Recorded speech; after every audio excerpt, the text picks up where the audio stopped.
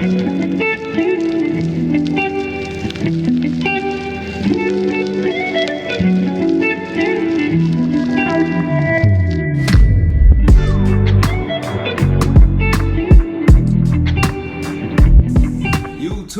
what it do, ski? We here once again. Back again. Yeah, what we got from today? Okay, we need to talk about these conventions, y'all, because we have been seeing them being posted through the summer. And it has just risen some questions in us. And we got a very good question. We're going to save that one for the end, but we're going to kind of cook the whole time, right? Yep. Let's get into it. So first and foremost, y'all, conventions are like one of the most important events for Jehovah's Witnesses. It's basically memorial and then boom, convention. That's also one of the most promoted ones. Like once convention season comes, I always remember we were out there trying to invite people to the convention, even if they could only come to one day, because special assemblies would only happen every once in a while. So that would be a big thing, but it wasn't a yearly thing that you would attend. But conventions are yearly, and they're very important for Jehovah's Witnesses. Like you can't miss the convention as a Jehovah's Witness. That's like a big no. I'm glad you brought that out because people lose their jobs. If you've been a Jehovah's Witness, people lose their jobs behind these conventions. Oh, yeah. Because it used to be years before our time. It was, I want to say, like 5 days long. By the time we came around, it was Friday, Saturday, Sunday. Yeah.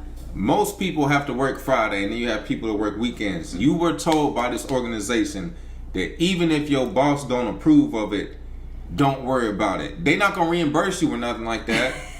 just forget your job and show up here, and Jehovah will give you a new job. So people had good jobs and all type of stuff and lost it to go sit in for a convention. There was even videos that were published from Watchtower organization about, it was an experience about this brother who found himself in like the same type of predicament and ended up choosing to go to the convention rather than be at his job. And they told him like, no, you can't have that time off. Like you got to be here or whatever. So he ended up quitting, and relying on Jehovah is what they tell you to do because this is a top priority. That's crazy. And they twist it, and they'll use the Bible to kind of twist it and say you can't slave for two masters. Yeah. As if you are in a dilemma between going to the convention or going to the casino. Right. No, you need this job to pay your bills, to survive. And they paint that as if you are putting money over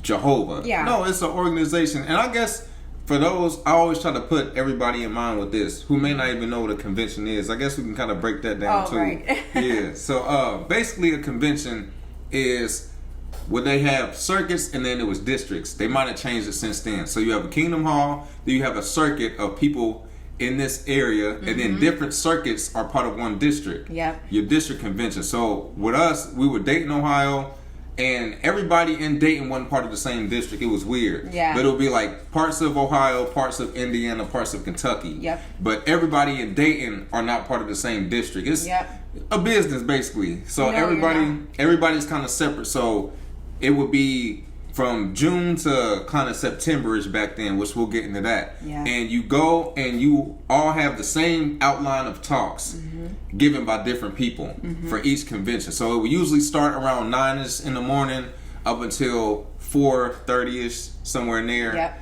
And it would be different speakers, and they would have a topic, a subheading. Yep. And there would be other brothers that would come in on this topic. Then you would sing song, and then another subheading, different brothers. Then you would have a lunch break in between. Yep. And then it went on all day long, and you had to sit usually in arenas and listen to this information that you hear over and over. And they may give some new information in a new publication that everybody gets excited about. But it's something you have to new music, new publication, new drama. Like everybody looked forward to the Sunday drama, where before it used to be that they would sometimes pick like people from that district to participate in the drama, and so you go up and you perform whatever it is, like a voiceover. Because they would have a pre-recorded voice, and you would dress up in costumes. But you had biblical costumes. The cats, you had to be a high-ranking Jehovah's Witness in your organization to do that. Yeah, or in your Kingdom Hall. And now it has changed. Now they're filming it as movies, and that's what the dramas are. Yep. Yeah, crazy. Anyway. Now, we kind of mentioned and touched on it, but I don't know if anybody else has noticed this. The conventions used to go on a lot longer. Oh, yeah. I would say it would be around June, close to September. They went on for a very long time. On every weekend. Yeah. Like every weekend. And then even towards the end of us being there, I remember it felt shorter then because it was going like maybe June, July, and August or something like that, whenever we were still in. But anyway, so along with it getting shorter and shorter, what I've been noticing a lot on like social media, and people have also been sending this to us too, is that before, these conventions were so big, right? There was thousands of people in attendance. So they had to hold it at convention centers. Like they would rent out a convention center, an arena, something like that for these conventions. And it was kind of like a little vacation. Like you would go for the weekend, you'd have to get a hotel, you know what I mean? And hopefully we were getting a hotel with a pool.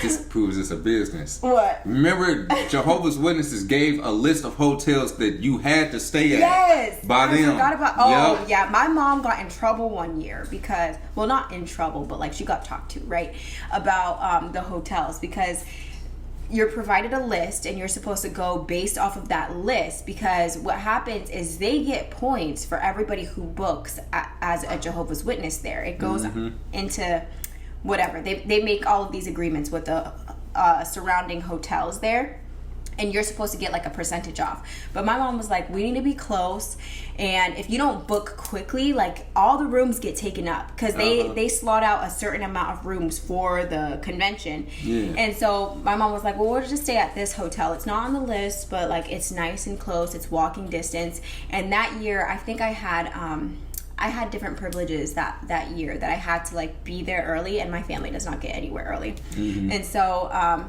she got somewhere that was close, walking distance, so I could walk there before all of them. And oh my God, she got in trouble by one of our elders. Like that hotel is not on the list. She's like, listen, I gotta do whatever is best for my family. And you think the most important thing is, did you show up and hear the good word? Exactly. Like that's what's supposed to be the most important thing for this. But yeah, it's definitely a business. But anyway, so that's how it used to be before, is at these convention centers. This year, all I have seen is conventions being held at the assembly halls. You know, I remember it was kind of a bragging thing on how many people would show up. We have this many friends. So when it would get halfway through the convention, it'd be time for song. Okay, friends, all 4,262 of us will stand up and sing. So, and people will write it down. Oh, we had this many this day. At the end, this many. The whole weekend, you would write down how many were there. And I noticed, not even noticing that it was something wrong, but it was no longer hitting the 4,000s like that. And at the same time, the conventions wasn't as long. So we should be bunched in more together. It should be more people from every district squeezed in. And the seats was full. We had ours at the Nutter Center in, I guess you would call it Dayton, Ohio, but it was like the outskirts kind of. But the parking lot would be full, seats would be full. But now all of a sudden it would drop down to the 3,000s. In my last convention, it was right under 3,000. I remember how packed it used to be, because it used to be difficult to find a seat. Like especially an aisle seat, because everybody wants the aisle seat, right? Nobody wants to sit in the middle and feel like they have to be stuck. And if they have to use the bathroom, like have to go past everybody. For sure. So we all wanted aisle seats. And I remember towards the end, like I said, we weren't the ones getting there super early and stuff, but towards the end, it became very easy to find seats. Remember you would get in trouble for saving seats for people who wasn't in your house? Yeah, you couldn't save for your uncle and your cousins and them. No. You couldn't do any of that. So now it's to the point where they're having them at assembly halls, which is crazy, because that was never a thing as I was growing up. We never had the convention at the assembly hall. The only time that happened, it never happened, actually. I'm thinking of whenever they were working on our assembly hall, we had to go have our assembly at like the local school center or whatever. Yeah, but no, never have we ever had conventions at the assembly hall. And you know what else is crazy? The assembly hall is the circuit assembly. The district convention has multiple circuits in it. So how can you fit a district inside of a building made for a circuit. Exactly. So what's actually happening? Like, if I were still a Jehovah's Witness, I would be disappointed if only my circuit was going to the conventions. They're called district conventions for a reason. Yeah. So if they're only having the circuits going to the assemblies, now what's the difference between the circuit convention and a normal circuit assembly, right? Right. Yeah. Or are they fitting all the people from the district into these small assembly halls? Like, that would be wild. Yeah. So the magic question that we keep on receiving is, where are the growing numbers? Great question. We would like to know, because we were always told how the numbers is growing and growing. They put it in the yearbook every year, and we just say, well, it's true because it's in the book. Yeah. Not thinking of all the other things in this book that are wrong. Right. So any Jehovah's Witness watching this pro Jehovah's Witnesses will try to say this is a lie. We're growing. Prove it, because if when we were Jehovah's Witnesses, we stopped going right around COVID. Mm-hmm. We were all able to fit inside of a district convention, inside of I remember they had the international, like at the football stadium for the Colts. Yep. Ours was at the Nutter Center where they do the monster trucks and concerts and dirt bikes. Yeah. If everybody is no longer filling up these seats, how is the numbers growing, but y'all got to squeeze into smaller buildings? Yes, and something else I want to mention is we all know about when they did the Kingdom Hall merging. I'm glad you said that. So they merged different Kingdom Halls together, and they sold off a lot of the Kingdom Halls. And even going to the Kingdom Halls after they have been merged, like 2 congregations have been merged together, and now you basically have 4 different congregations going to one Kingdom Hall, and it's still empty. How? Explain it. We just recently got a picture through Instagram of somebody sent us a picture of one of the Kingdom Halls, like the people that were in attendance. The sisters were running the mics. Where are the brothers going? The sisters were running the mics, babe. See? I've never seen that before. Me either. And there was like nobody. I wish we could. I didn't have enough time to ask her if we could share the photo. But when I looked at this picture, there was literally, it looked like somebody was sitting maybe like four rows up from the back, and you could see 2 people, and then the sister running the mic. Where's everybody at? Where is everybody? I have an idea. People are leaving. People are not coming in as much. People are leaving. And even if you add the baptisms, it's still not enough if they're not able to start putting people inside of the conventions, the convention centers. It's what's going on. We have the answer. You may not want to believe it. A lot of people woke up during COVID. Absolutely. Then you have a lot of the older generation believe in this stuff, but the younger ones are not really with it. It's too even much. A lot of older generation people have left because of what is happening, like all the changes even and things like that. And so it's just hard to bring people in with the access that we have to information now. It's not just the book having the crisis of the conscious and hoping you come across that. Now you got Instagram, TikTok, you have Facebook, you have YouTube, you have Google, you have the news, you have all of this stuff around you to where you realize that, wait a minute, something ain't right. Along with, you can only run with a lie so long. If the end is right around the corner, and these people went from being around in 1975 to now they 75 years old themselves. in these years, what can you say? Yeah, exactly. Yeah, it's just too much going on. Just like you said, the access that people have now, you can't just sit there and be uneducated. It's almost like you have to try to be uneducated nowadays because everything is at your fingertips. If you want to know about something, you can very easily look it up. Yep, you can. And whatever they want to say about, we're in the last days, people tired of waiting. Yeah. On top of, you notice that all these changes they making back to back to back to back, it's desperation and it's not working. Yeah. All these changes are supposed to bring people back. Yeah. All these changes to make people go, well, this is why I left in the first place. Right. You told y'all said I couldn't have a beard. Yeah. Or you weren't talking to me because I was disfellowship.